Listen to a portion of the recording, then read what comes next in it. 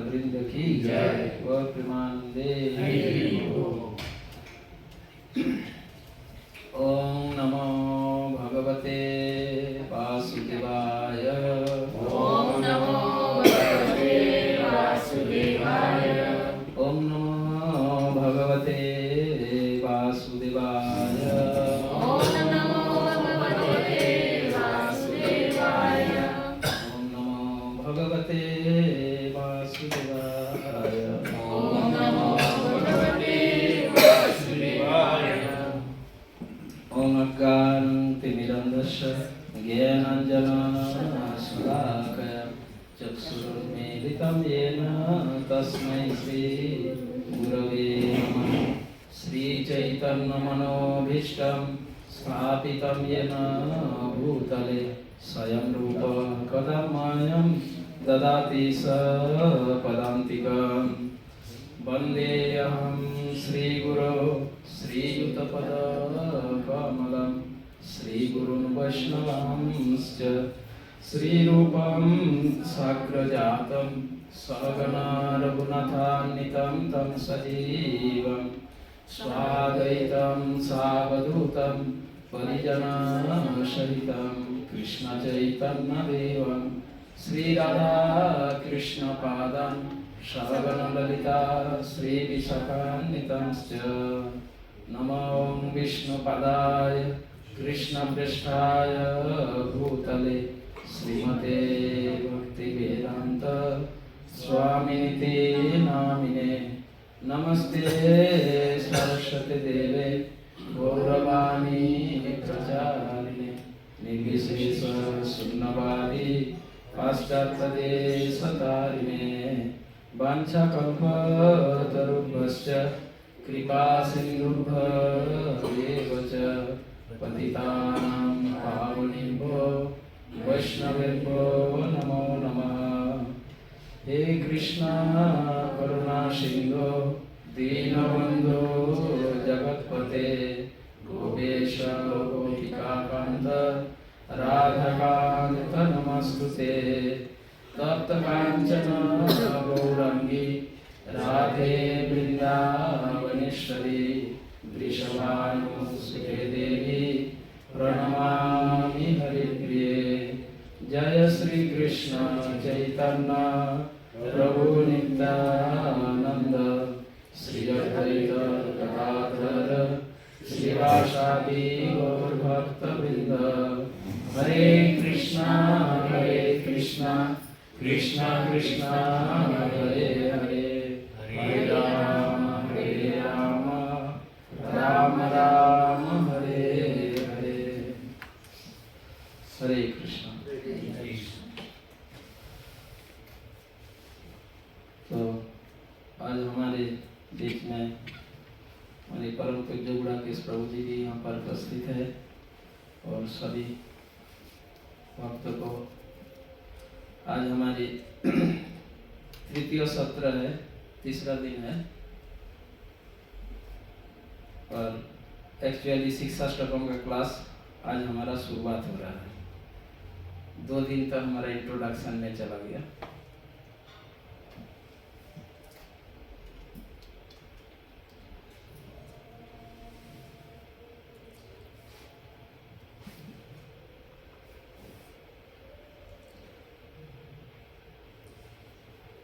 कल हम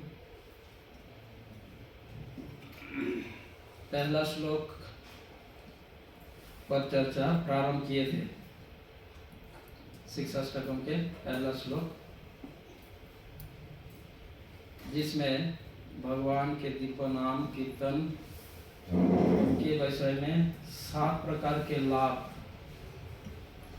भगवान के दिव्य नामों का कीर्तन से कीर्तनकारी को 7 प्रकार के लाभ प्राप्त होता है। इस श्लोक में प्रत्येक शब्द एक एक प्रकार का लाभ का वर्णन हुआ है, जो आज हम डिस्कस करेंगे।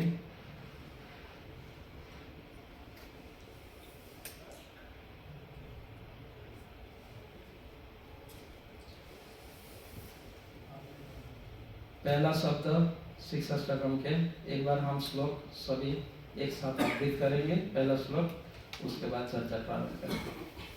हरे कृष्ण। चेतो दर्पणमार्जनं भवमहाभाग्निर्वापणं श्रेयात्वय्यवचन्द्रिका वितरणं विद्याबोधुदीपनम् आनन्दानुभूतिवर्धनं प्रतिफलं पूर्णामृतास्वादनं सर्वात्मस्नापनं परं विजयते श्रीकृष्ण संकीर्तनम्। चेत दर्पण मार्जनम। दिव्य नाम कीर्तन के 7 प्रकार के जो बेनिफिट, इसमें पहला है चेत दर्पण मार्जनम। श्री कृष्ण कीर्तन जीवों के कलुषित हृदय का मार्जन करने वाला है। जीवों के हृदय में जो कलमश, काल हम थोड़ा सा मैंने डिस्कस किया था, बद्ध जीवों के हृदय में जो कलमश होता है, इन कलमश को 3 प्रकार में श्रील भक्तिविनोद ठाकुर शिक्षाष्टकम के टीका में, संबोधनी भाष्य में ये 3 प्रकार कलमश का उल्लेख किए हैं। अभिलाष, फल भोग और फल त्याग, यानी कर्म फल भोग और कर्म फल त्याग। ये 3 प्रकार के कलमश बद्ध जीवों के हृदय में रहता है। जीवात्मा, बद्ध जीव यानी इस भौतिक संसार में अनादिकाल से जो जन्म मृत्यु के बंधन में बंधे हुए हैं, हम सभी श्री चैतन्य चरितामृत में कृष्णदास कविराज गोस्वामी श्री सनातन गोस्वामी को जब शिक्षा प्रदान किए, तो सनातन गोस्वामी को शिक्षा प्रदान करते समय चैतन्य महाप्रभु यह बताते हैं, सही विभिन्न अंश जीव द्वित प्रकार। वह विभिन्न अंश जीवात्माएं 2 प्रकार के हैं, एक नित्य मुक्त, एक नित्य संसार। तो नित्य संसार यानी बद्ध जीवात्माएं। फिर दोनों प्रकार के जीवात्माओं का लक्षणों का वर्णन किए कृष्णदास कविराज गोस्वामी। तो जो नित्य संसार यानी नित्य बद्ध, जो कृष्ण बहिर्मुख जीव, जिन्हें कृष्ण बहिर्मुख कहा गया है शास्त्र में, यानी इस भौतिक सृष्टि में जितने जीवात्माएं हैं ये सभी कृष्ण बहिर्मुख जीवात्माएं हैं। और इन सभी जीवात्माओं के हृदय में जो कलमश, ये कलमश श्रील भक्तिविनोद ठाकुर ने बताते हैं कि जीवों के हृदय में अन्न अभिलाष, यानी श्री कृष्ण तथा कृष्ण संबंधित अभिलाष के अतिरिक्त अन्य जितनी भी अभिलाषाएं, उनको अन्न अभिलाष कहा गया। और जब तक जीवों के हृदय में यह होगा, तब तक ऐसे कलुषित हृदय में वे आत्म साक्षात्कारकारी या भगवत साक्षात्कारकारी नहीं बन सकते। हमारे हृदय में जब तक ऐसे कलमश होता है, श्रील विश्वनाथ चक्रवर्ती ठाकुर हमारे पूर्वाचार्य जीव हृदय में इन कलमशों को 4 प्रकार में डिवाइड किए हैं। 4 प्रकार के यह अनर्थ है। उन 4 प्रकार अनर्थों का यहाँ पर भक्तिविनोद ठाकुर ने जो 3 प्रकार कलमश के बारे में बताते हैं, उसी का दूसरे प्रकार से बताते हैं। बात वही है। तो ये जो 4 प्रकार के अनर्थ जीवों के हृदय में है,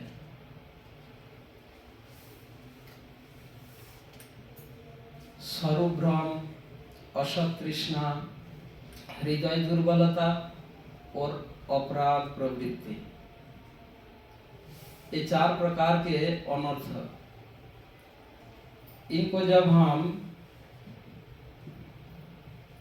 ये 4 प्रकार के अनर्थों को यदि हम एक्सप्लेन करें तथा इसको जब हम विचार करेंगे, तो वो 16 प्रकार के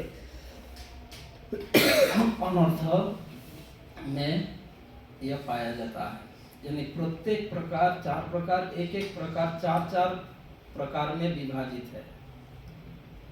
यानी कुल मिलाकर 16 प्रकार के कलमश है बद्ध जीवों के हृदय में। 16 प्रकार यानी मुख्य 4 प्रकार में विभाजित किया गया।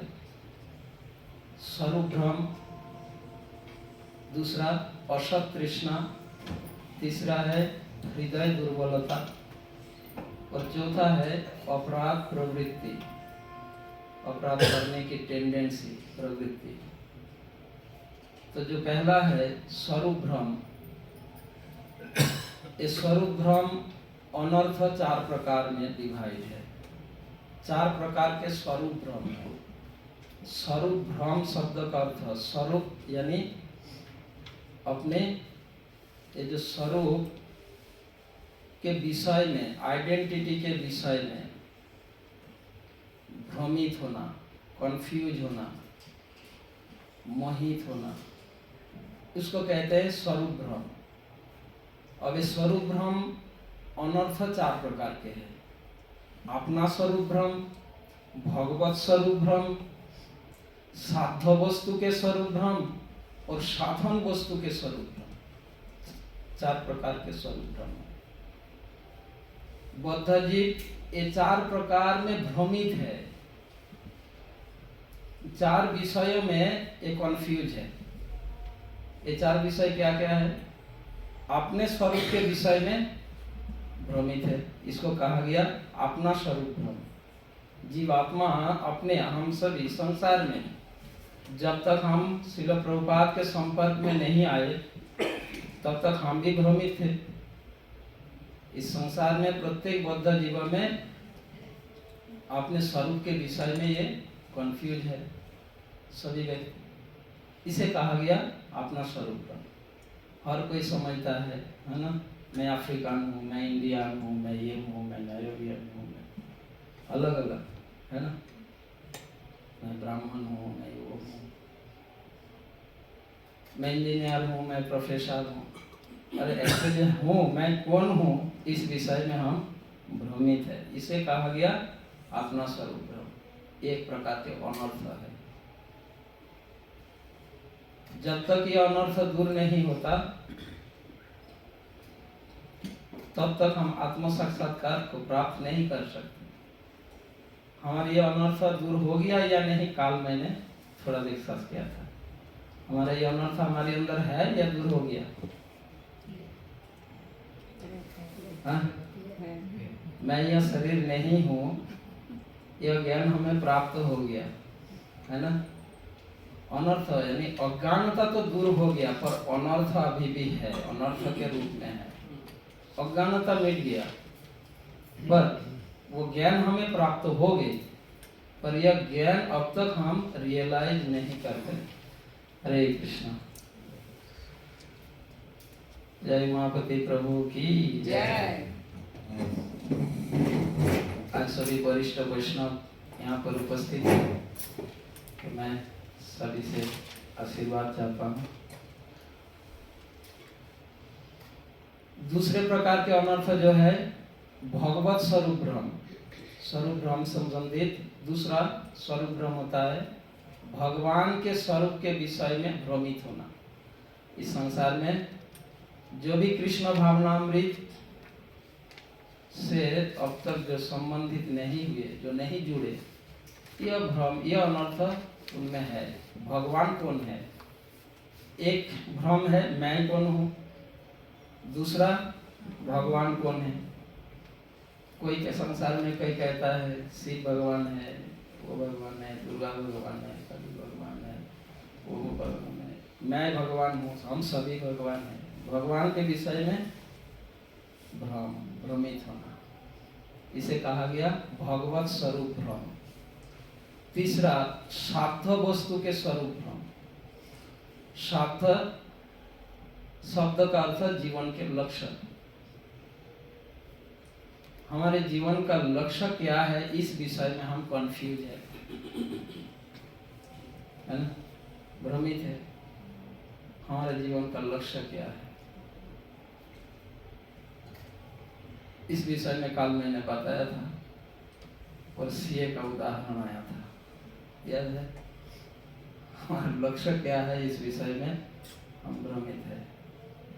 दूसरा, तीसरा हो गया। चौथा स्वरूप भ्रमण अर्थ में चौथा है साधन। साधन के विषय में, लक्ष्य प्राप्ति के उपाय को साधन कहते हैं। एक तो लक्ष्य के विषय में हम कंफ्यूज है, भ्रमित है संसार के लोग। और अगर लक्ष्य के विषय में अगर ज्ञान प्राप्त भी होता है, वो लक्ष्य कैसे प्राप्त किया जाए, उसका साधन क्या है, साधन के विषय में भ्रमित है।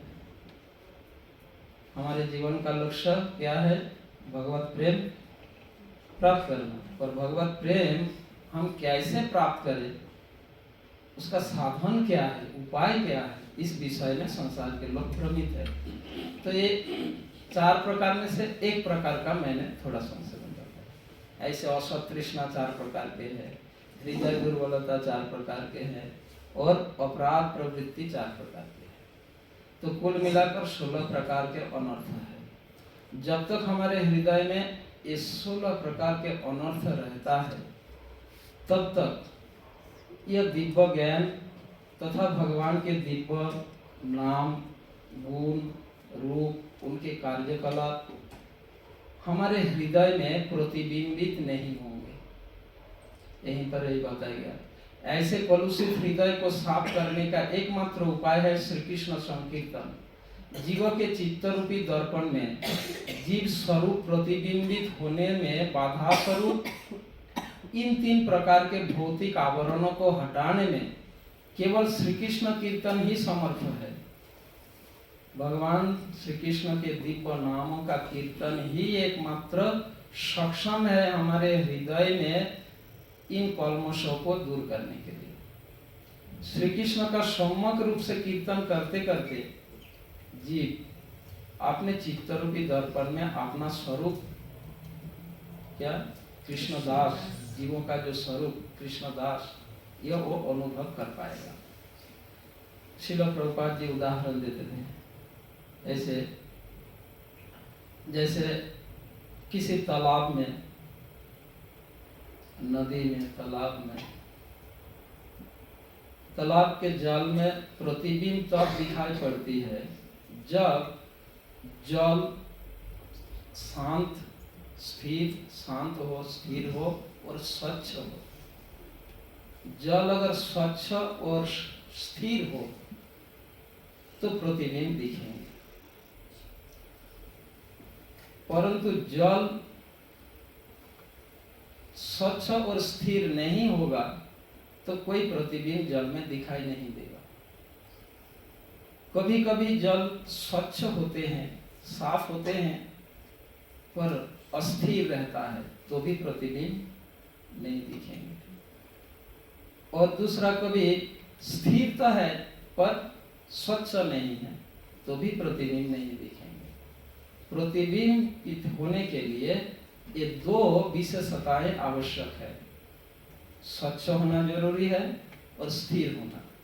ठीक उसी प्रकार हमारे हृदय को एक दर्पण के साथ तुलना किया, चित्त चेत दर्पण। इस चित्त रूप दर्पण में एक तो कलमश से भरा, यानी स्वच्छ नहीं है, साफ नहीं है, क्लीन नहीं है। और दूसरा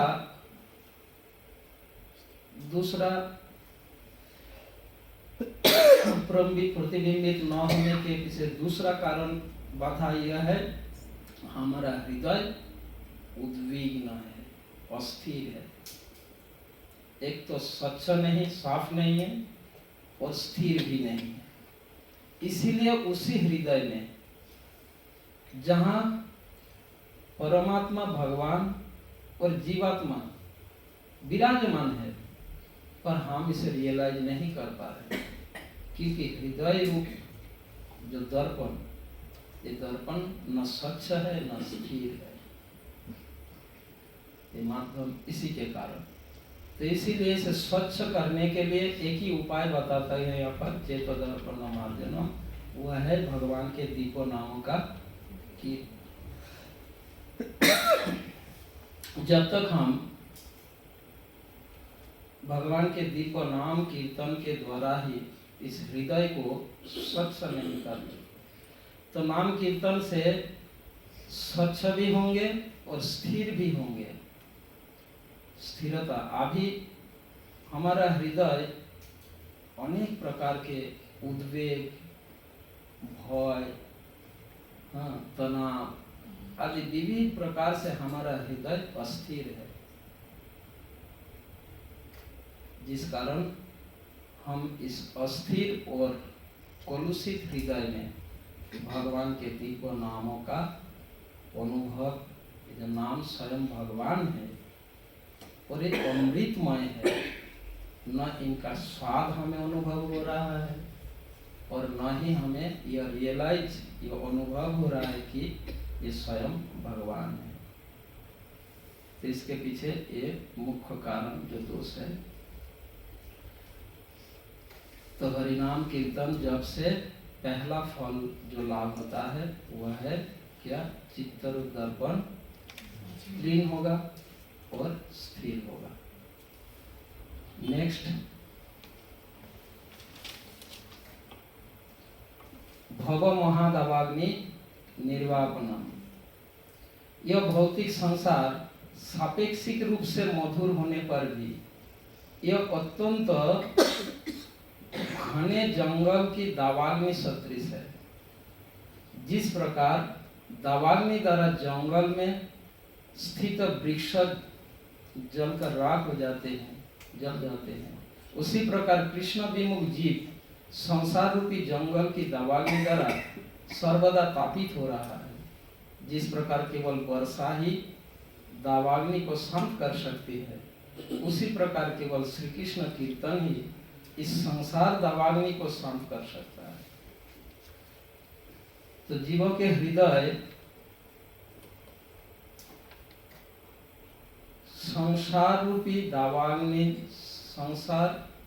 दावाग्नि द्वारा तापित हो रहा है, पीड़ित हो रहा है। जीव हृदय, हमारे हृदय में इतना अस्थिरता, इतनी उद्विग्नता, इतने तनाव, इस संसार रूपी इस जो दावाग्नि, जिससे जीवों के हृदय निरंतर हर मोमेंट में हमारा हृदय पीड़ित हो रहे हैं। कोई काम अग्नि द्वारा किसी का हृदय जल रहा है, किसी का हृदय क्रोध रूप अग्नि द्वारा, अलग अलग प्रकार से जीवों के हृदय क्षण भर के लिए भी हृदय शांत तथा स्थिर नहीं है। इसका कारण क्या है? क्यों हमारे हृदय इतना संसार दावाग्नि रूप अग्नि द्वारा इतना पीड़ित, इतना अस्थिर, इतना उद्विग्न क्यों हो रहे हैं? कोई कारण शास्त्र में इसके कोई कारणों का वर्णन हुआ है। एक कारण यह है कि इस भौतिक प्रकृति निर्मित यह जो संसार, यह भौतिक सृष्टि, भौतिक प्रकृति द्वारा निर्मित इस संसार में हम आकर्षित हुए हैं, अट्रैक्टेड हुए हैं, और वही आकर्षण हमारे हृदय में है। इसी आकर्षण के कारण भगवत गीता के दूसरे अध्याय के 55 नंबर वर्ष, सेकंड चैप्टर 55 नंबर वर्ष, प्रजहाति यदा कामान सर्वान् पार्थो मनो आगतान् आत्मन्यवात्मना तुष्ट स्थित प्रज्ञ तदुच्यते। यह भगवान बताते हैं, प्रजहाति यदा कामान, मैंने सही कहा? श्लोक नंबर सही? प्रजहाति यदा कामान, प्रजहाति शब्द का अर्थ है प्रोत्कृष्ट रूपेण जहाति, अच्छे तरीके से त्याग देना। जहाति मतलब त्यागना। प्रजहाति यदा कामान सर्वान पार्थ मनो आगतान। हे पार्थ, मन में आने वाले सारे भौतिक इच्छाओं को त्याग देना चाहिए। अब जो व्यक्ति मन में आने वाले सारे भौतिक इच्छाओं को त्यागने में सक्षम होंगे, उन्हीं का हृदय शांत तथा स्थिर रहेगा, वो स्थिर बुद्धि वाले बन पाएंगे। यही भगवान बता रहे। प्रजहाति यदा कामान सर्वान पार्थ मनो आगतान आत्मन्यवात्मना तुष्ट स्थित प्रज्ञस्तमुच्यते।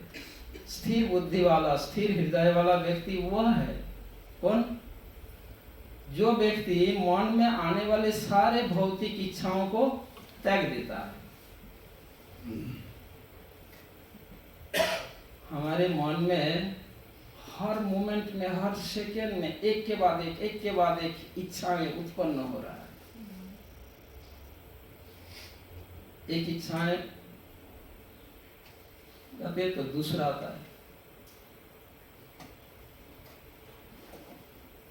अब भगवत गीता में इस श्लोक में भगवान बताते हैं मन में आने वाले सारे भौतिक इच्छाओं को त्यागना होगा। ये बोलना जितना आसान है, सुनना जितना आसान है, क्या प्रैक्टिकली मन में इच्छाओं आते ही हम त्यागने में सक्षम हो पाएगा? होते हैं क्या सक्षम? नहीं हो पाते। कैसे हम त्याग दे सकते हैं? अगर व्यवहारिक, ये तो सैद्धांतिक बात है, भगवान ने बताया सैद्धांतिक रूप में।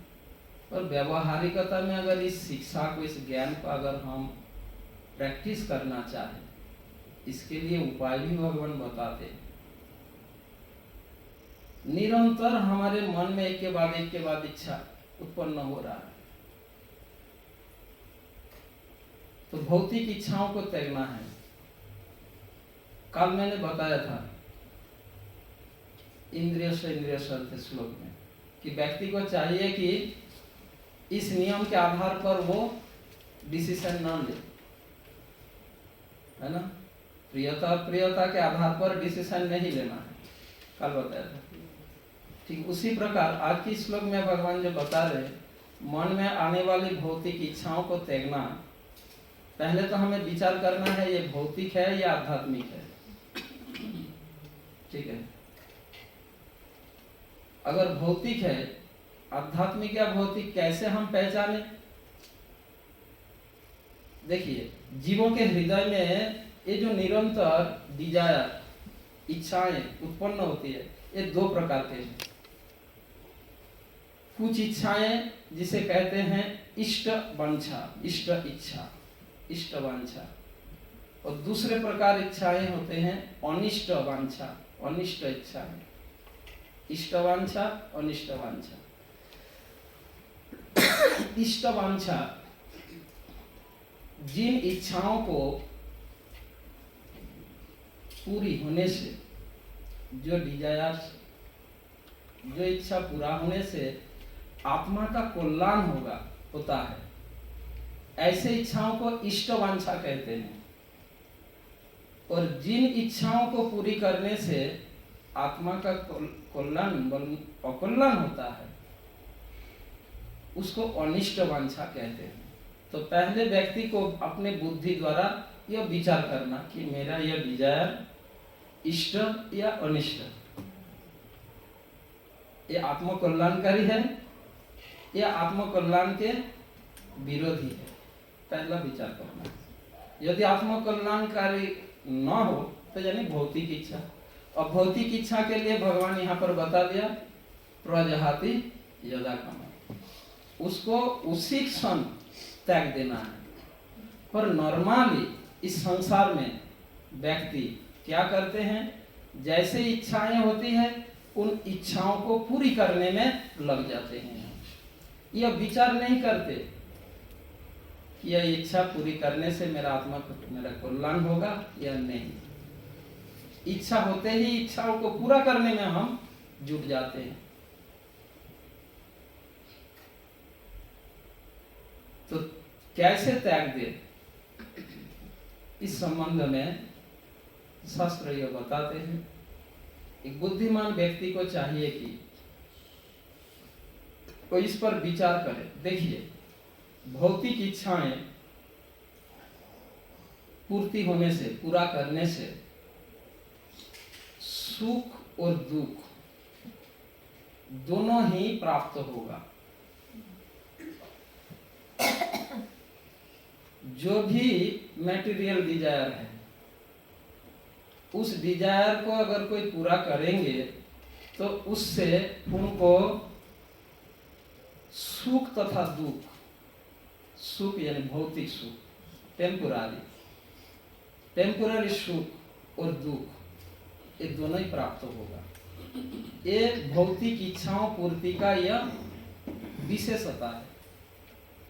जो भी भौतिक इच्छाएं, वो इच्छा जैसे भी क्यों ना हो, मान लीजिए किसी का एक अपना घर, बिल्डिंग कंस्ट्रक्शन करने की इच्छा, छोटा घर है, एक बड़ा घर बनाने की इच्छा है ना, ये भौतिक है या आध्यात्मिक है?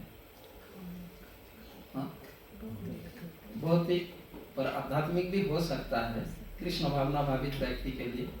पर सामान्य व्यक्ति की बात हम डिस्कस कर रहे हैं। श्रील प्रभुपाद कहते हैं कुछ भी विषय भौतिक नहीं हो, भक्तों के लिए सारी चीज आध्यात्मिकता में हम परिवर्तित कर सकते हैं, वो बात अलग है। तो जब व्यक्ति इस इच्छा को पूरा करने जाएंगे तो उससे उनका सुख और दुख दोनों ही मिलेगा। हाँ यार, तो भौतिक इच्छा कुछ भी हो, उससे सुख तथा दुख दोनों ही प्राप्त होता है। मैं थोड़ा ओपनली बात करूंगा। एक ब्रह्मचारी के मन में विचार होता है, फैमिली वाले प्रेसार दे रहे हैं विवाह करने के लिए, विवाह करूं या ना करूं, है ना। बार बार ऐसे सुनते करते परिवार वालों से उनके मन में डिजायर रहता है।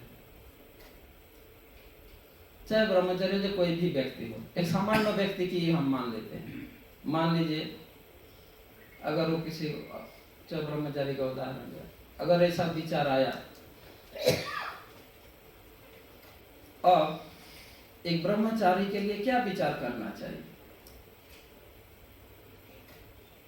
उनमें यह शास्त्र ज्ञान होना चाहिए कि कोई भी विचार पूरा करने जाए तो उसमें सुख और दुख दोनों ही मिलने वाला है।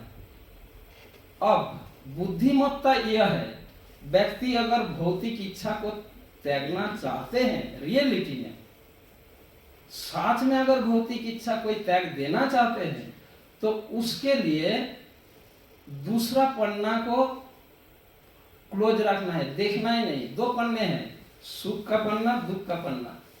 डिजायर पूरी करोगे तो उसका दो पेज है, कुछ सुख भी आएंगे, कुछ दुख भी आएंगे। अब भौतिक इच्छा त्यागना है तो उसके लिए एक ही ऑप्शन है कि वो केवल दुख वाला पन्ना को ही खोले, सुख वाला पेज को वो बिल्कुल क्लोज रखे,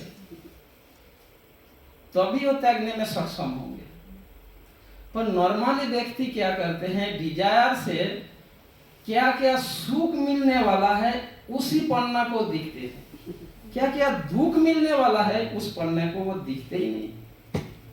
इसीलिए डिजायर वो चेंज करने में असमर्थ हो जाता है। अगर यह ज्ञान हो किसी में तो वो आसानी से डिजायर को त्याग दे सकता है। यही उपाय है। व्यक्ति को चाहिए कि डिजायर से दोनों ही मिलने वाला है, सुख और दुख।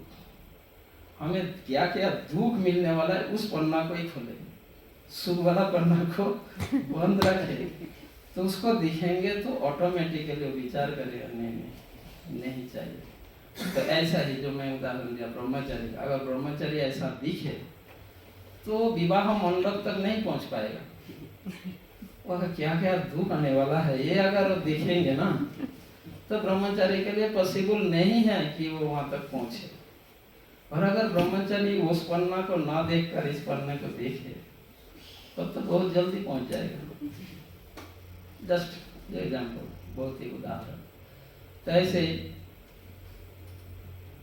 यदि हम अपने हृदय को यह उद्विग्न, अस्थिरता, चंचलता, इसको स्थिर करना चाहते हैं हृदय को, हम हरिनाम तो कर रहे हैं, गुरु के कृपा से, श्रील प्रभुपाद के कृपा से, वैष्णव की कृपा से, भगवान की कृपा से, चैतन्य महाप्रभु की कृपा से अब हमें भगवान के नामों कीर्तन करने का अवसर मिला है, कर रहे हैं नाम कीर्तन। हाँ, भले ही शुद्ध नाम अभी नहीं हो रहा है क्योंकि हमारा हृदय कलुषित है, पर नाम कीर्तन करने की सौभाग्य तो हमें मिला। तो यानी हृदय शुद्धिकरण प्रक्रिया हमारा शुरुआत तो हुई, पर साथ साथ केवल अभी अभी मैंने बताया, केवल स्वच्छ होने से ही पर्याप्त तो नहीं होगा, स्वच्छ के साथ साथ शांत स्थिरता की आवश्यक है। तो दोनों साथ साथ हमें दोनों चीजों को डेवलप करना है। इस प्रकार से जब हम इतना सिंसियर बनेंगे, इस प्रकार से हम इसको सीरियसली, इस शिक्षा को हम गंभीरता से अपने व्यवहारिक कृष्ण भावना भावित जीवन में इसका प्रयोग करेंगे, हरिनाम जप के साथ साथ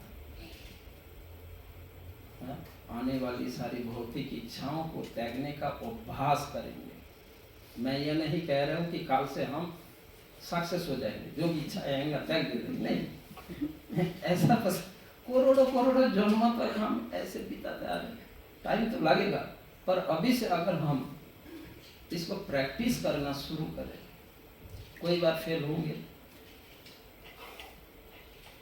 100 बार में से एक बार भी तो सक्सेस होंगे। ऐसे प्रैक्टिस करते करते 1 बार, 2 बार, 5 बार, बाद में 100 में 100 बार ही हम जब सक्सेस हो जाएंगे तब हमारा हृदय शांत होगा, और हरिनाम के प्रभाव से हृदय में हृदय की शुद्धिकरण, निर्मलता, शुद्धिकरण और डिजायर त्याग, इससे स्थिरता, शांति, तो धीरे धीरे धीरे धीरे हम भगवान के दिव्य नाम कीर्तन का ये जो फल, दूसरा फल, भव महादावाग्नि निर्वापन, तब इस संसार रूपी दावाग्नि द्वारा हमारा हृदय ये जो पीड़ित हो रहा है, जल रहा है, उद्विग्न, अस्थिर, टेंशन, तनाव, इसका कारण भौतिक इच्छाओं को पूरी करने में जुट जाना, इसी कारण। और जो इससे जितना दूर है वो हृदय से उतना ही शांत, स्थिर, पर भौतिक इच्छा आते उसको पूरा करने में लगना, जुटना।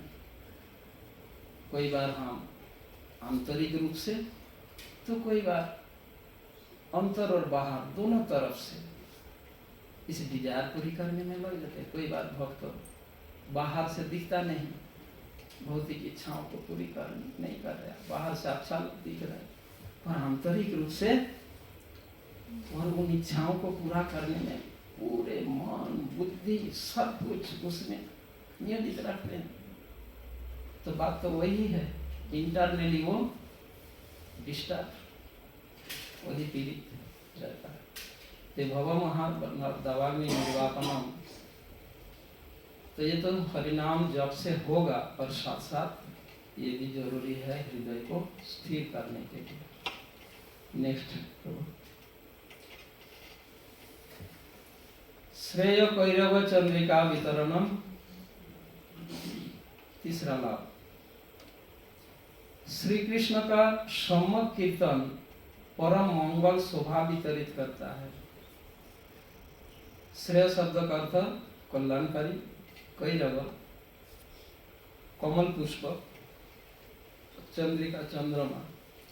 जिस प्रकार चंद्रमा कमल पुष्प की शोभा को बढ़ाता है, वृद्धि करता है, चंद्रमा की रोशनी कमल पुष्प की शोभा को बढ़ाता है, उसी प्रकार श्री कृष्ण संकीर्तन जीवों को पूर्ण कल्याण प्रदान करके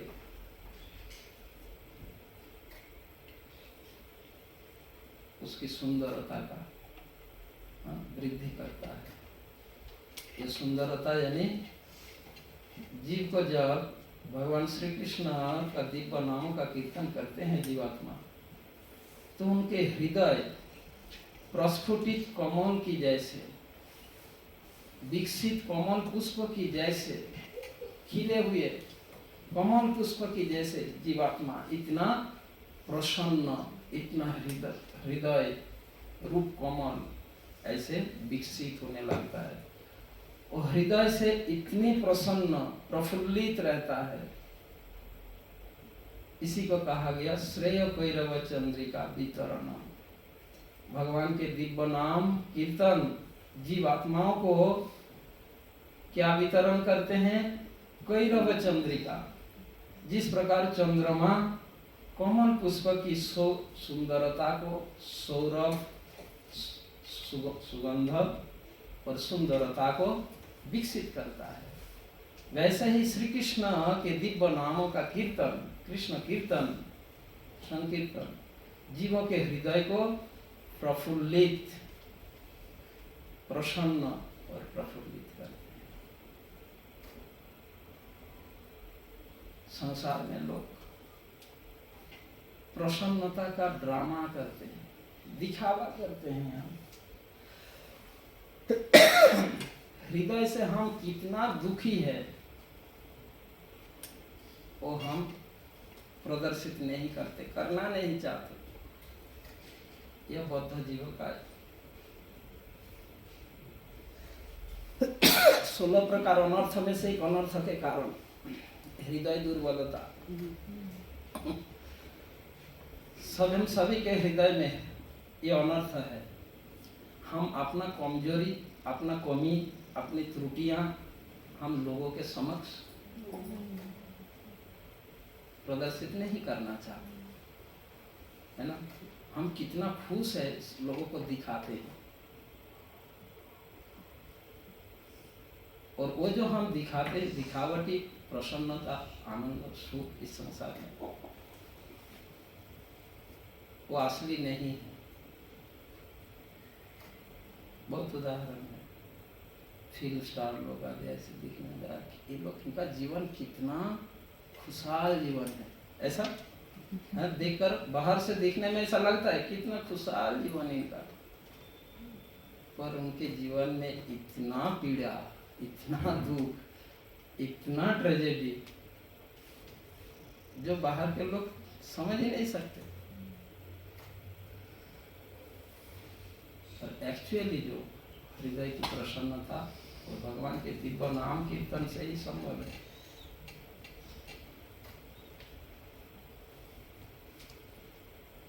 अनभिलाष कर्मों तथा ज्ञान जीवों को आत्यंतिक कल्याण प्रदान नहीं कर सकते।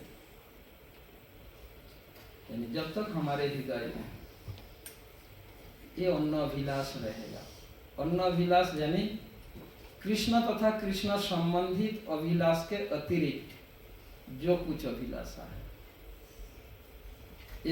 ऐसे अनभिलाष जब तक हमारे हृदय में होंगे तब तक हम आत्यंतिक कल्याण की प्राप्ति नहीं होगा। यह आत्यंतिक कल्याण क्या होता है, आप लोग समझ रहे हो क्या?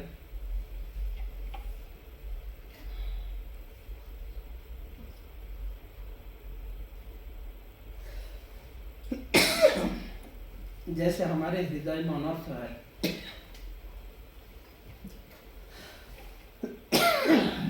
आत्यंतिक कल्याण का अर्थ है अब दोबारा पुनः हृदय कलुषित होने का संभावना न होना, उसे आत्यंतिक कल्याण कहते हैं। पाप मुक्त होना कल्याण है, 100% पापों से मुक्त हो जाना पूर्ण कल्याण है। पर पुनः पाप कर्म कर सकता है ऐसा अगर संभावना पॉसिबिलिटी रह जाता है तो उसे आत्यंतिकी कल्याण नहीं कहते। जीवात्मा में ये जो एक्चुअली इस विषय को समझने के लिए मैं जो 16 प्रकार के अनर्थ का केवल 4 प्रकार का एक्सप्लेन किया ना, बाकी 12 प्रकार का भी एक्सप्लेनेशन जरूरत है, तो ये बात समझ आएगा कि जब तक इन अनर्थ पूरी तरह खत्म नहीं हो जाता तब तक आत्यंतिकी कल्याण नहीं हो सकता। खत्म होने के बाद भी दोबारा होने की संभावना रहता है जीवों के हृदय में, जब तक भक्त भक्ति के भाव स्तर को प्राप्त नहीं कर लेते। प्रेम स्तर में उन्नीत होने के बाद जीवों के हृदय को आत्यंतिकी कल्याण की प्राप्ति होती है। भाव स्तर तक संभावना रहती है पतन होने की। शास्त्र इस संबंध में कोई उदाहरण भी प्रस्तुत करते हैं। भरत महाराज भक्ति के भाव स्तर में उन्नीत हो चुके थे। रीजन कुछ और जिससे अलग बात है, पर यह दिखाया गया, समझाया गया शास्त्र कि इसे धरातल से भी पतन होने की संभावना है जब तक व्यक्ति भक्त प्रेम स्तर को प्राप्त नहीं कर लेते। तो इसीलिए जब तक अन्नोभिलाष, कर्म और ज्ञान, इन सभी के प्रति हमारी अट्रैक्शन रहेगा, जब तक ये अट्रैक्शन रहेगा, यह इच्छा रहेगा, तब तक हमारी आत्यंतिक कल्याण नहीं हो सकता। श्री नरोत्तम दास ठाकुर, अभी इस भौतिक संसार में हम भक्ति में जुड़े हैं, भक्ति की विधि विधानों का अभ्यास भी कर रहे हैं, भजन क्रिया हमारा शुरू हुआ है, कर रहे हैं। गुरु कृष्ण की कृपा से, वैष्णव की कृपा से हम कर रहे हैं, पर साथ साथ हमारे हृदय में विषय भोग वासना भी सूक्ष्म रूप में, बीज रूप में, कूट रूप में अभी भी है। कोई हम में से कोई उच्च धरातल को प्राप्त किया है, कोई निम्न धरातल में, कोई मिडिल धरातल, कैसे भी हो, पर अभी भी हमारा हृदय आत्यंतिकी कल्याण की प्राप्ति में, यानी फुली क्लीन होने के बाद भी पूर्ण होने की संभावना न हो, ऐसा डेवलपमेंट अभी तक प्राप्त नहीं हुआ। ये तो एक केवल मात्र भगवान के शुद्ध भक्त, प्रभुपाद, पूर्वाचार्यगण, ऐसे भक्तों के लिए ही यह लागू है यह बात। तो इसीलिए अभी हमें इसका अभ्यास करते रहना होगा, इसका प्रैक्टिस करते करते करते करते ऐसे धरातल को प्राप्त होंगे। ये कहकर मैं आप लोगों को डरा नहीं रहा हूँ। मेरा उद्देश्य यह नहीं कि आप इससे भयभीत हो जाए तो हमारा हृदय कब शुद्ध होगा, हम कब भगवत प्रेम प्राप्त करेंगे, इतनी सब मुश्किलें हैं, इतना कठिन है, ऐसा नहीं सोचना। इसके अलावा तो कोई ऑप्शन भी तो नहीं है, दूसरा कोई और तो कोई चॉइस भी तो नहीं है। भक्तों को हतोत्साहित करना इसका उद्देश्य नहीं है। उद्देश्य है हमें और अधिक सीरियस और सिंसियर बनना। एक ही ऑप्शन है। अब चाहे इस जीवन में हमें प्रयास करना है, इसी जीवन में ना हो चाहे कोई, पर इसके अलावा दूसरा कोई अवसर नहीं है। इसलिए हमें और अधिक से अधिक और गंभीर और सिंसियर होना चाहिए इस विषय में। चौथा फल, विद्यावधु जीवनम। श्री कृष्ण संकीर्तन मुख्य तथा गौण रूप से पराविद्या एवं लौकिक विद्या का जीवन स्वरूप है। श्री कृष्ण संकीर्तन के प्रभाव से जीव भौतिक विद्या के अहंकार से मुक्त होकर कृष्ण संबंध ज्ञान प्राप्त कराता है। आध्यात्मिक ज्ञान का लक्ष्य है श्री कृष्ण का संकीर्तन। तो जो कृष्ण कीर्तन, भगवान श्री कृष्ण के दिव्य नामों का कीर्तन जप, तो इसका चौथा फल विद्या वधु जीवनम जो कहा गया, ये मुख्य तथा गौण रूप से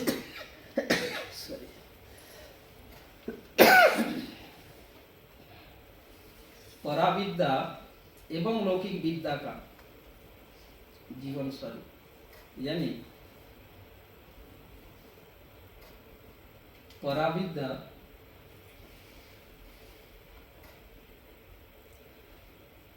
श्री ईशोपनिषद में 3 प्रकार के विद्या अनुशीलन का हुआ है। विद्या, विद्यांश, अविद्यांश, है ना, विद्या, अविद्या और पराविद्या, 3 प्रकार के विद्या का उल्लेख हुआ है। ईशोपनिषद में यह भी बताया गया है, अविद्या अनुशीलनकारी व्यक्ति क्या अंधकारमय लोक में प्रवेश करता है ना। इस उपनिषद कौन कौन पढ़े हैं? पढ़े? अविद्या अनुशीलनकारी का गति क्या होता है बताया गया। जो तथाकथित विद्या अनुशीलन करते हैं उसका गति क्या होता है।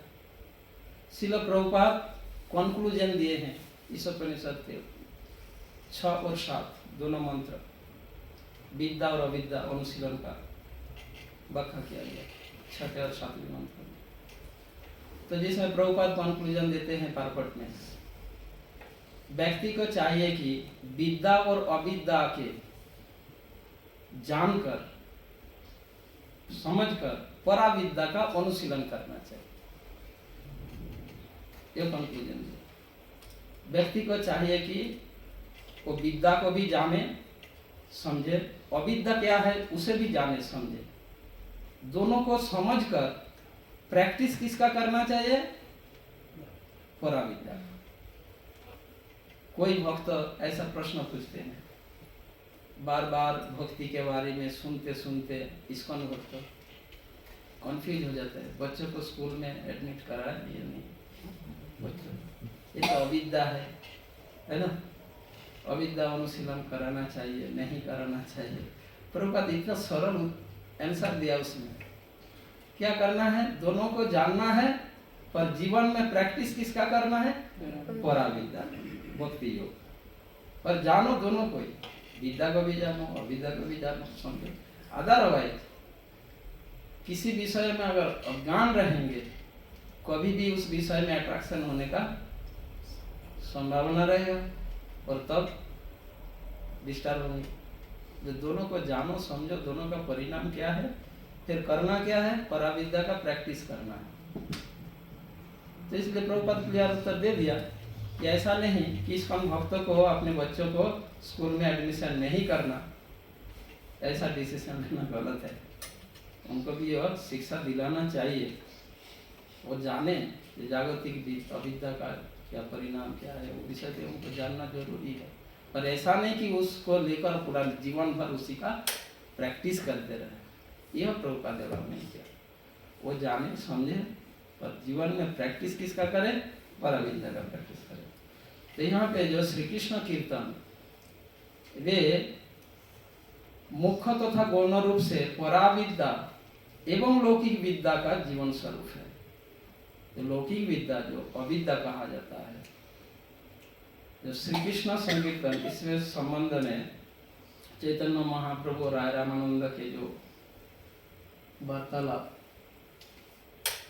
महाप्रभु राय रामानंद से पूछते हैं, प्रभु कहे कह राय कौन विद्या सार, राय कहे कृष्ण भक्ति बिना विद्या नहीं। चैतन्य महाप्रभु ने राय रामानंद से पूछा कि राय रामानंद बताओ समस्त विद्याओं में से श्रेष्ठ विद्या क्या है। प्रभु कहे कह राय कौन विद्या सार, राय कहे कृष्ण भक्ति बिना विद्या नहीं आए। समस्त विद्याओं में श्रेष्ठ विद्या है कृष्ण भक्ति का ज्ञान। ठीक है, भगवत गीता में भी भगवान ने यही कहा, 7वें अध्याय के पहला श्लोक बताओ।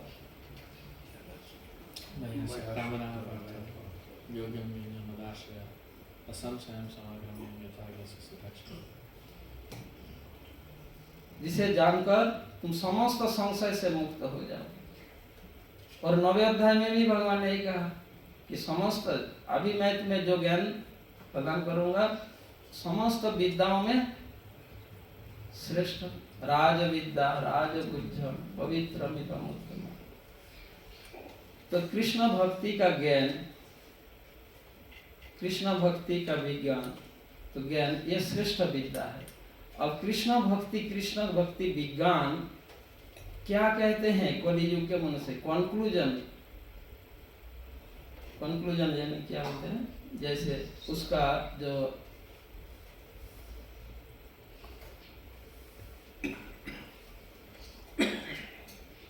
निष्कर्ष के रूप में यही बताया गया कलियुग के मनुष्य के लिए भगवान के दिव्य नामों का कीर्तन। कृष्ण भक्ति विज्ञान अनुशीलन करते करते कंक्लूजन, निष्कर्ष क्या आएगा बताओ? निष्कर्ष तो यही आएंगे ना। क्या निष्कर्ष निकलेंगे? भगवान के दिव्य नामों का कीर्तन। चैतन्य महाप्रभु तो यही सिद्धांत दिया, यह वही सर्व सिद्धि हुई वे सदा, सर्वक्षण बल इथे विधि नहीं यार। इसलिए निरंतर यही कृष्ण नाम कीर्तन, और कोई विधि नहीं है। यह सुनकर कोई भक्त भ्रमित हो जाते हैं। तो जब चैतन्य महाप्रभु ऐसे सिद्धांत तो दे दिया कि हरिनाम करने से सब कुछ होगा, यह शिक्षाष्टकम में भी यही बता रहे, विद्या वधु के जीवन स्वरूप है कृष्ण नाम कीर्तन। जो कृष्ण नाम कीर्तन करेंगे तो उनको विद्या परविद्या सब ज्ञान हो जाएगा। हरिदास ठाकुर क्या डिग्री लिया था, स्कूल गए थे, बड़े बड़े शास्त्र अध्ययन किए थे नामदेव हरिदास ठाकुर, क्या उनमें शास्त्र ज्ञान नहीं थे? कहां से आए बताइए? ऐसे और भी उदाहरण है, महाप्रभु ने यह प्रदर्शित किया है। तो भगवान के दिव्य नामों के कीर्तन से सारे सब कुछ प्राप्त हो जाएगा उनकी कृपा से, नाम प्रभु के कृपा से। तो इस प्रकार जब चैतन्य महाप्रभु यह सिद्धांत तो दे दिए कि इसी से सारे सफलता मिलेंगे, तो हमारे गुरु वर्ग, हमारे पूर्व आचार्य वर्ग, हमारे अथॉरिटी अधिकारीगण हमें क्यों फोर्स करते हैं? हमें हमारे लिए ऐसा क्यों न्याय नियम बनाया? एवरीडे भागवत क्लास अटेंड करो, शास्त्र अध्ययन करो, ये कोर्स करो, वो कोर्स करो, ये पढ़ो, जब हरिनाम से सब कुछ हो जाएगा।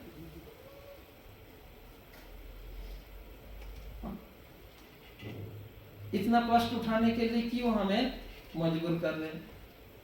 क्यों हमें यह नहीं कहा जा रहा है? तो हरिनाम से महाप्रभु भी कहा, शिक्षाष्टकम में ही कह रहे हैं। तो हरिनाम जब से सारे सफलता मिलेंगे, तो हमें बाकी इन चीजों में क्यों इन्वॉल्व किया जा रहा है? कारण चैतन्य महाप्रभु उसके आगे बताते हैं। ये तो बताया, यह वही थे सर्व सिद्धि वही वे सवाल, सारे सफलता इसी से मिलेंगे, इसी से हरि नाम जप करने से।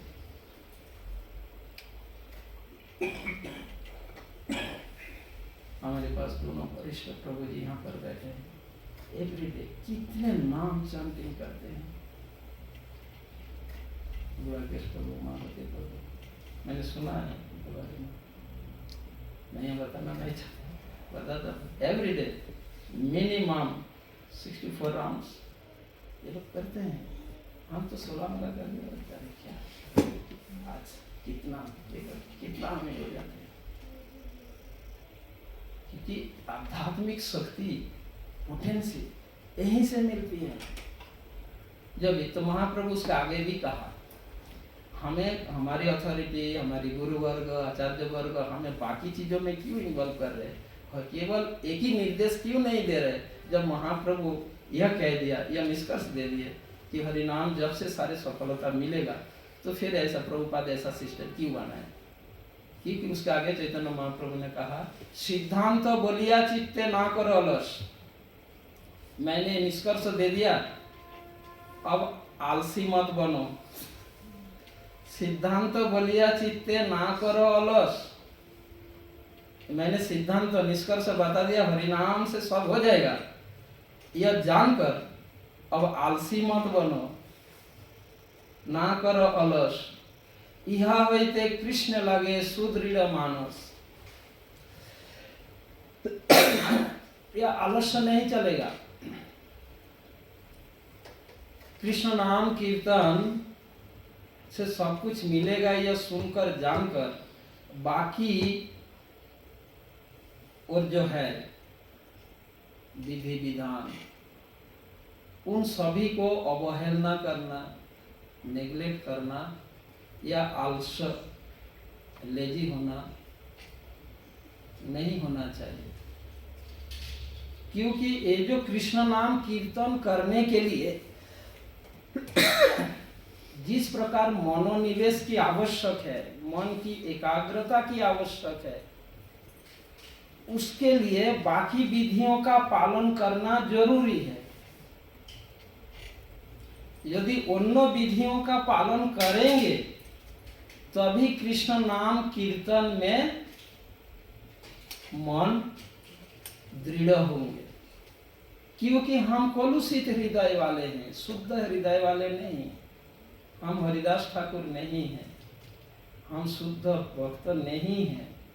इसीलिए हर मोमेंट में हमारे मन विचलित हो जाता है, भटक जाते हैं। तो मन और इंद्रियों को संयमित करने के लिए उन विधि विधानों का पालन, श्रवण कीर्तन के साथ साथ बाकी जो सेवा और साधना है, इससे क्या होगा, हमारा इंद्रिय और मन संयमित होंगे और तब हम हरिनाम कीर्तन में हमारे, अन्यथा हरिनाम से तो होगा पर हम हरिनाम करने में योग्य नहीं है, स्थिर नहीं रह पाएंगे। हमारी मन एक क्षण में, एक सेकंड में भटक जाता है। तो जब हम श्री कृष्ण की सेवा करते हैं, उन विधियों का पालन करते हैं, उससे हमारे इंद्रियां और मन संयमित होता है, पवित्र होता है, तब हरिनाम करने में ये सब सहायक बनते हैं। इसीलिए प्रभुपाद ऐसे सिस्टम बनाए। ऐसा कभी कभी भक्त कंफ्यूज होते हैं, जब महाप्रभु ऐसे सिद्धांत दे दिए तो हम इतने सब क्यों कर रहे हैं, हमें क्यों नहीं कहा जा रहा है कि जस्ट हरिनाम करो और कुछ करने की जरूरत नहीं। ऐसा हम नहीं कर सकते। तो भौतिक विद्या जीवों को अहंकारी बनाती है, आध्यात्मिक विद्या जीवों को विनम्रता प्रदान करती है।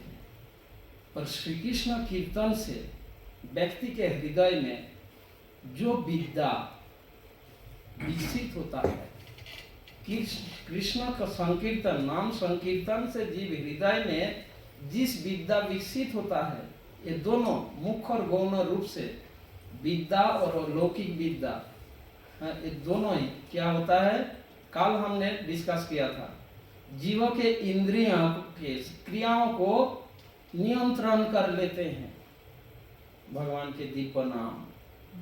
तो जब नाम कीर्तन करते हैं भक्त, तो भौतिक विद्या भी उनका आध्यात्मिकता में विषय में वो कन्वर्ट हो जाता है।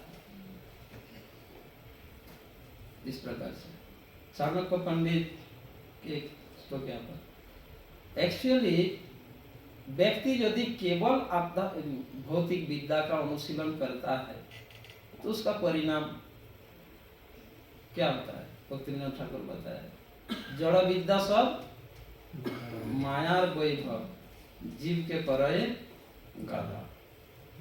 पर वही जड़ विद्या उनके लिए आशीर्वाद स्वरूप हो जाएगा यदि वो जड़ विद्या जो अर्जन किया वो व्यक्ति अगर कृष्ण नाम कीर्तन करे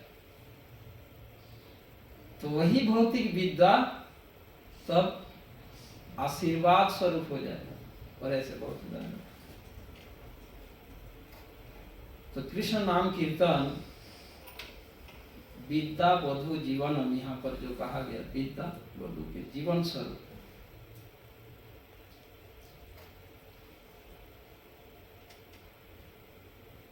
वृंदावन दास ठाकुर चैतन्य भागवत में ये अंतिम वाला श्लोक नेक्स्ट स्लाइड में लोके लेखा पढ़ा करे के ने कृष्ण जानी बारे यदि ताई ना होइल तो विद्याई की करे। यह वृंदावन दास ठाकुर ने लिखा।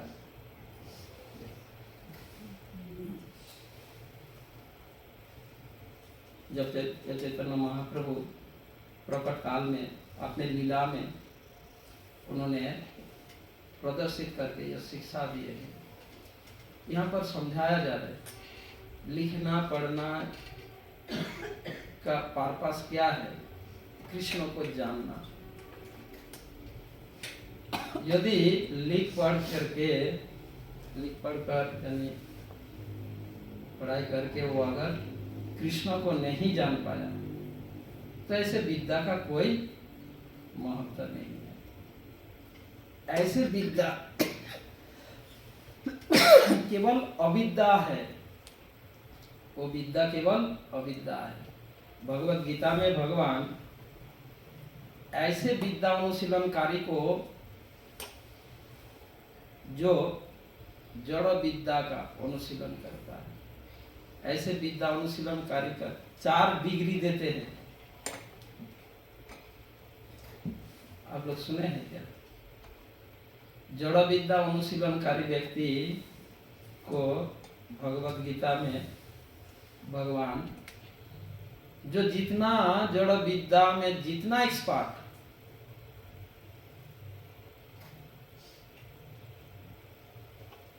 वो इतना ही कृष्ण बहिर्मुख।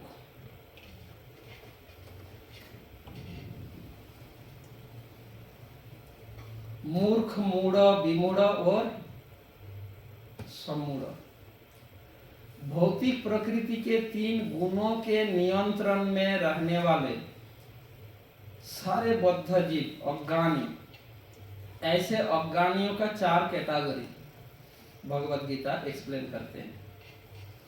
जो भी प्रकृति के 3 गुण द्वारा नियंत्रित है, हम सभी भौतिक प्रकृति के 3 गुण द्वारा नियंत्रित जीवात्माओं अज्ञानी है, पर उनकी अज्ञानता का लेवल अलग अलग है। जैसे कोई व्यक्ति एजुकेटेड व्यक्तियों का लेवल अलग अलग होता है। एक 10वीं कक्षा पास वो भी एजुकेटेड है, वो भी शिक्षित है, हाँ या ना?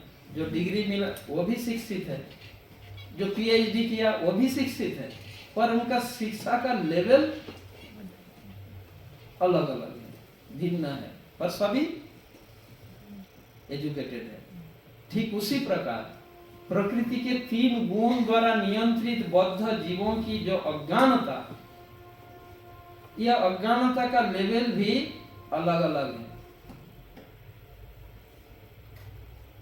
उन लेवल को कहा गया, एक है मूर्ख, दूसरा है मूढ़, तीसरा है विमूढ़ और चौथा है सम्मूढ़। और ये चारों अज्ञानियों का सिम्टम भगवत गीता एक्सप्लेन करते हैं। मूर्ख, ये चारों प्रकृति के 3 गुण द्वारा नियंत्रित है, यानी बद्ध जीवों का ये 4 कैटेगरी बताते हैं, मूर्ख, मूढ़, विमूढ़ और सम्मूढ़।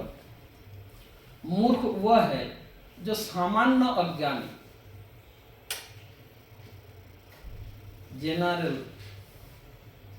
जैसे सामान्य शिक्षित, ऐसा कोई बड़े चढ़े डिग्री वाला नहीं, सामान्य शिक्षित, थोड़ा बहुत पढ़ लेते हैं, लिख पाते हैं, ऐसे सामान्य से। ऐसे मूर्ख प्रकृति के 3 गुण द्वारा नियंत्रित जीवों का जो अज्ञानता का लेवल, जो सामान्य अज्ञानी, उसे मूर्ख कहा।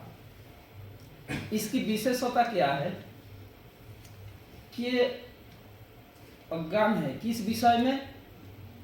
जीवन लक्ष्य के विषय में। जो भी प्रकृति के 3 गुण द्वारा नियंत्रित, ये जीवन लक्ष्य के विषय में अज्ञान है, अनजान है। और इसकी अज्ञानता का लेवल अलग अलग है।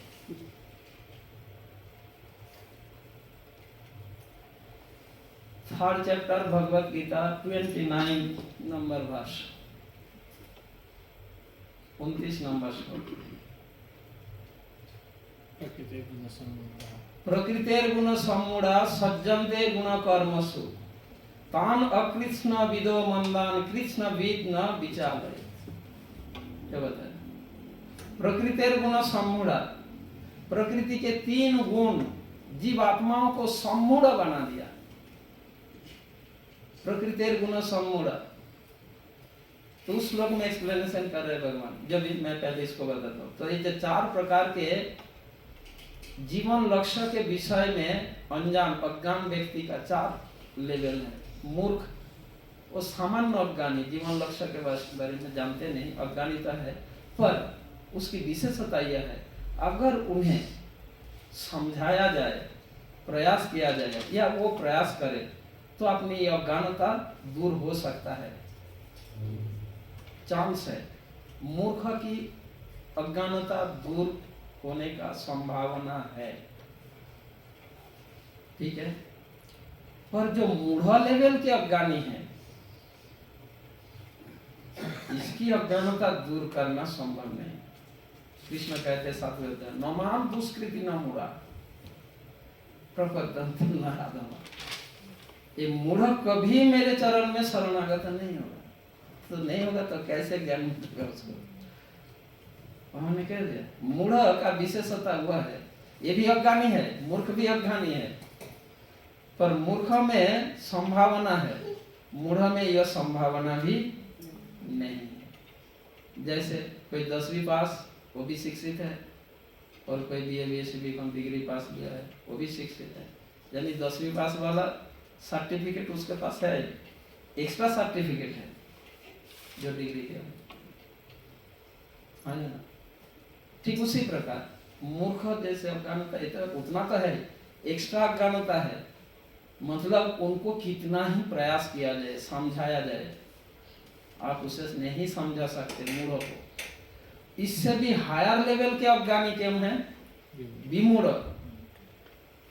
तो मूर्ख को समझाने से समझ संभावना है, मूढ़ को संभावना नहीं है। विमूढ़ का पास ये दोनों डिग्री तो है, एक्स्ट्रा डिग्री है। अगर विमूढ़ को समझाने जाएंगे, उल्टा आपको समझाएगा। ये है विमूढ़ का उसका क्वालिटी, उसका विशेषता ये है।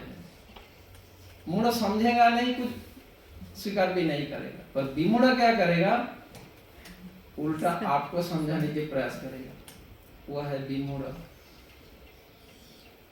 अब उससे भी और अधिक हायर लेवल के अज्ञानी जो है सम्मूढ़,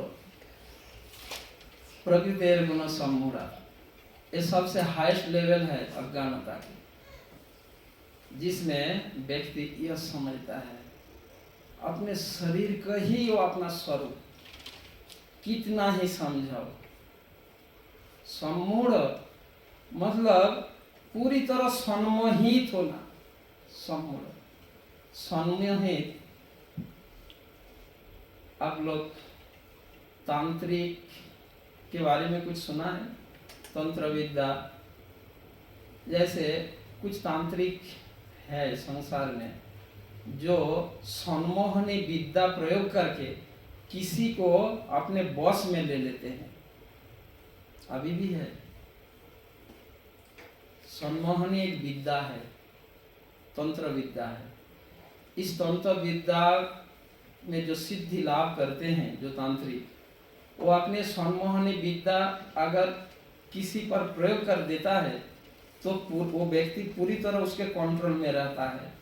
वो जैसा इच्छा करेगा वो वही कार्य करेगा, पर वो व्यक्ति समझ नहीं पाएगा कि वो तांत्रिक के कंट्रोल में चला गया, यह व्यक्ति नहीं समझ पाएगा। पर वो तांत्रिक पूरी तरह उनको कंट्रोल में ले लेता है। वो तांत्रिक जैसा चाहेगा वो ऐसा ही कार्य करता रहेगा, पर वो व्यक्ति सोचता है कि मैं अपनी इच्छा से कर रहा हूं, मैं अपनी स्वतंत्र इच्छा से कर रहा हूं। प्रकृति के 3 गुण जीवात्माओं पर ऐसे हावी हो गए, प्रकृति क्रियमानानि गुणै कर्माणि सर्वस्व, अहंकार विमूढ़ आत्मा कर्ता हमिति मन्यते। प्रकृति के गुण सारे कार्य कर रही है, पर वो इतना सम्मोहित कर दिया जीवात्मा को कि वो सोचता है मैं कर रहा हूं। तो मेरा कहने का मतलब, ये जो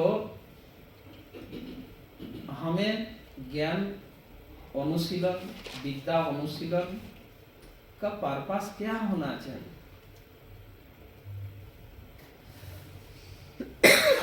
कृष्ण को जानना, क्योंकि यदि कोई कृष्ण को जान जाता है तो वो सब कुछ जान जाता है, पर जो कृष्ण को नहीं जानता बाकी बहुत कुछ जानता है तो कुछ नहीं जानता वो। आया ना? यदि कोई व्यक्ति कृष्ण को जानता है तो ऐसा कौन सा चीज है जो कृष्ण से संबंधित ना हो? ये जो जागतिक लौकिक विद्या जो है, ये कृष्ण के अनंत शक्तियों में से एक शक्ति के विषय में थोड़ा सा एक्सप्लेनेशन है, बस मैटेरियल नॉलेज और कुछ नहीं। बहिरंगा शक्ति का थोड़ा सा नॉलेज है, पर जब कोई कृष्ण को जानता है, कृष्ण को उनके शक्ति संबंधित सारे शक्ति को संबंध जान जाता है, तो उनके लिए कौन सा शेष रहता है जानने का? तो कृष्ण कीर्तन के द्वारा वो ज्ञान प्राप्त है। कृष्ण विद्या बोधु जीवन का अर्थ है। कृष्ण नाम कीर्तन से क्या है? समस्त विद्या ज्ञान को प्राप्त करेगा। तब मैं पढ़ाई करना, लिखना, पढ़ना, विद्या अनुशीलन का उद्देश्य क्या होना चाहिए? कृष्ण को जाना। अगर यही नहीं हुआ तो कोई मतलब नहीं है ऐसे विद्या का। वो तो केवल भक्तिनाथ ठाकुर ने कहा गाधा बनता है। नेक्स्ट टाइम तो समाप्त हो गया।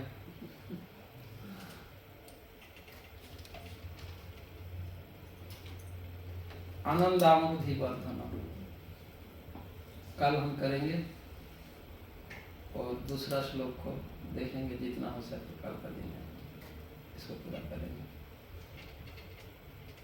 तो 3-4 प्रकार के लाभ का डिस्कस हुआ। हरिनाम कीर्तन से ये 4 प्रकार के लाभ। पहला क्या है लाभ?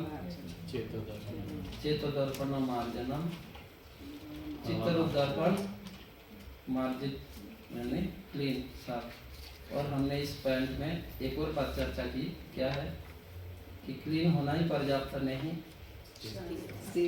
उसको हृदय को स्थिर करना भी चाहिए। और उसके लिए हमें क्या करना होगा? हमें मैटेरियल डिजायर को त्यागना है। मैटेरियल डिजायर को कैसे त्याग देंगे? मैटेरियल डिजायर का फुलफिलिंग में दोनों होता है, सुख और दुख। तो हमें सुख को देखना ही नहीं, हमें दुख को देखना है, तो हम त्याग दे पाएंगे। और इस प्रकार से डिजायर जब त्याग करते हुए हम कृष्ण कीर्तन करेंगे तो हृदय शांत, हृदय और साथ साथ प्यूरिफिकेशन दोनों ही होगा। वो एक्चुअल प्यूरिफिकेशन का मतलब कार्य करेंगे। नेक्स्ट चेतोदर्पण मार्जनम भव महादवाग्नि निर्वापन। तो भव महादवाग्नि निर्वापन कैसे होता है? वही डिजायर को त्यागने से। जब तक डिजायर रहेगा, अभिलाष रहेगा, कर्म का अभिलाष, ज्ञान का अभिलाष, अन्न अभिलाष रहेगा, मतलब डिजायर रहेगा, तब तक हम हृदय से निरंतर पीड़ित होते हैं। भोग वासना, विषय भोग वासना जब तक रहेगा, उसमें मैं एक चीज बोलना चाहता था पर टाइम के अभाव के कारण नहीं बोल पाया। नरोत्तम दास ठाकुर एक्सप्लेन करते हैं, जीवन के हृदय में ये जो विषय भोग की इच्छा, ये जो डिजायर यानी विषय भोग की इच्छा, इसका इतना निंदा किए नरोत्तम दास ठाकुर। विषय विषम विषय सतत खाई, गौर कीर्तन रसे मगन ना हुए। एक भजन गीत है, गोरा पहू ना भजिया मोइनो, उस गीत में एक सेंटेंस यह है। ये जो विषय भोग का तुलना ऐसे जहर, ऐसा पॉइजन दूसरा और ऐसा कोई पॉइजन नहीं, विषय भोग ऐसा पॉइजन है, इतना जहरीला है। कोई अगर विष पान करता है तो उसका रिएक्शन क्या होता है? इस लाइफ में वो मर जाएगा। ऐसा नहीं कि मरने के बाद फिर तो जन्म होगा ना, और दूसरा लाइफ में, शरीर में, पूर्व लाइफ में जो विष, उसका रिएक्शन रहेगा क्या? उसका नहीं, रिएक्शन नहीं रहेगा, एक जीवन में खत्म होगा। पर विषय भोग की वासना, एक बार अगर हमारे हृदय में एक बार वासना, डिजायर जलता है, एक करोड़ों जन्मों तक इसका रिएक्शन चलता है। इसीलिए विषय भोग, विषय विषम विषय, इसका बराबर, इसका इक्वल और कोई जहर है नहीं। जहर तो एक बार आपको मारेंगे, ये आपको कितने बार, करोड़ों बार आपको किसी के कारण हमको जन्म मृत्यु के बंधन में जाना पड़ेगा। इसलिए विषय भोग, ये जो डिजायर, भौतिक इच्छाएं, ये ऐसा विष पान के साथ तुलना किया नरोत्तम दास ठाकुर ने। नरोत्तम विलास पुस्तक पढ़िएगा, बहुत सुंदर नरोत्तम दास ठाकुर की शिक्षा भी है। उसमें यह बताया गया है, मैं एक किसी को लेक्चर सुना था, याद नहीं आया, कोई महाराज, हमारे संघ के कोई महाराज के लेक्चर में इस विषय को एक्सप्लेन कर, सच्चिदानंद महाराज की क्लास में, सच्चिदानंद महाराज ने क्लास में यह बता रहे थे कि व्यक्ति का विष, जहर खाने का, विष पान करने का तरीका कैसा ही क्यों ना हो, परिणाम सेम होगा, रिजल्ट सेम होगा। विष खाने की तरीका कैसा ही क्यों, अलग अलग हो सकता है, पर रिजल्ट सेम होगा। चाहे कोई सोने की कटोरी में खाए, कोई पत्ते की दोने में खाए, कोई अकेले में खाए, कोई ग्रुप में मिलकर खाए, कोई घर के अंदर खाए, कोई घर के बाहर खाए, रिजल्ट सेम होगा, मृत्यु। अगर विष खाया तो रिजल्ट, खाने की तरीका कैसा ही क्यों ना हो, उसी प्रकार सेंस एंजॉयमेंट, विषय भोग की तरीका कैसा ही क्यों ना हो, रिजल्ट सेम होगा। पुनरपि जननम पुनरपि मरणम पुनरपि जननम। विष खाने की तरीका बदल सकते हो, तो इसका मतलब यह नहीं है कि रिजल्ट बदल जाएगा, नहीं, रिजल्ट नहीं बदलेगा। चाहे अपने घर में खाए, ठीक उसी प्रकार इंद्रिय तृप्ति, विषय भोग, चाहे कैसा ही करे, यहाँ करे, यहाँ कहीं बाहर जाके करे या कहीं भी करे, कैसे भी करे, परिणाम सेम है। इसीलिए इससे जब तक हम इससे दूर नहीं रहेंगे, तो श्री कृष्ण कीर्तन से क्या होगा, ये विषय भोग वासना से हृदय को ये वासना दूर करते, जैसे भौतिक डिजायर वो दूर करते जाएगा। कैसे दूर होगा? इस काल हमने डिस्कस किया, इसका उत्तर आया कि कृष्ण नाम कीर्तन करे व्यक्ति के इंद्रिय और मन को, क्रियाओं को, इंद्रिय मन और इंद्रियों की क्रियाओं को पर विजय प्राप्त कर लेता है। तो जब मन और इंद्रियों की क्रियाओं को कृष्ण नाम कंट्रोल कर लेगा तो डिजायर नहीं आएगा, तो मतलब वो चांस खत्म। ये बेनिफिट है कृष्ण नाम का। ठीक है, हरे कृष्ण। जय श्री शिक्षाष्टकम की जय, महाप्रभु की जय। तो 2 प्रकार के लाभ काल हम डिस्कस करके फिर दूसरा श्लोक डिस्कस करेंगे। कोई प्रश्न हो?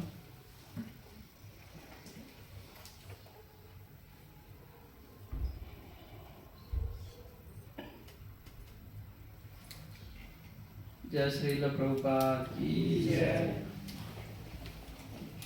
स्वामी भक्त वृंद की